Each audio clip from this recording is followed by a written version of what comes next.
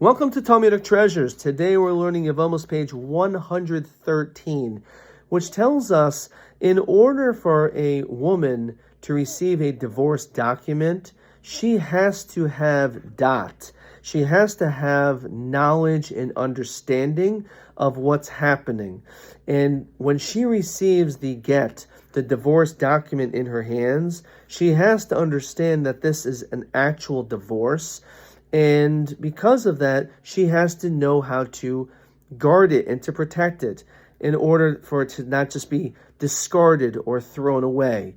In the event that this woman does not have the level of knowledge, she is considered to be a shota, a woman who is mentally deranged to the point that, unfortunately for her, she cannot receive a get. She will not be able to receive a divorce document because she lacks the basic understanding of what a divorce document is.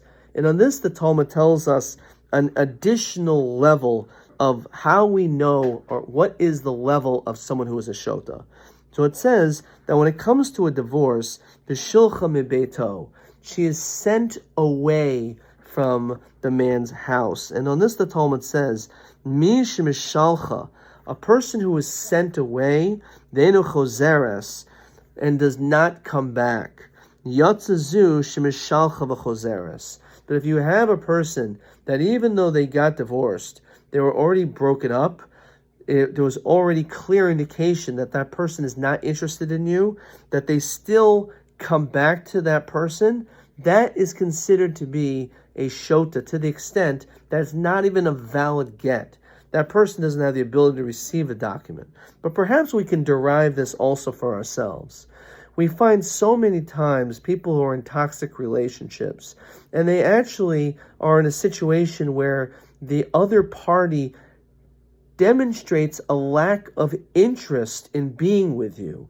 That person clearly doesn't love you, and they show absolutely no care or concern. But for some reason, they occupy your mind, and you just want to go back to them. You're still so infatuated with them that you keep wanting to go back to them. This is an act of being a shota. This is an act of lunacy, of insanity. When you know that there's someone that is pushing you off and sending you away, that should give you every indication that this is not the person for you in your life. And therefore, you need to realize and internalize that if you, for some reason, keep going back to this person, you are acting crazy. You are actually acting like a shota. And therefore, instead, the Talmud is teaching us that v'shilchma beso, that if they show you a lack of interest, then you should accept their invitation of never going back.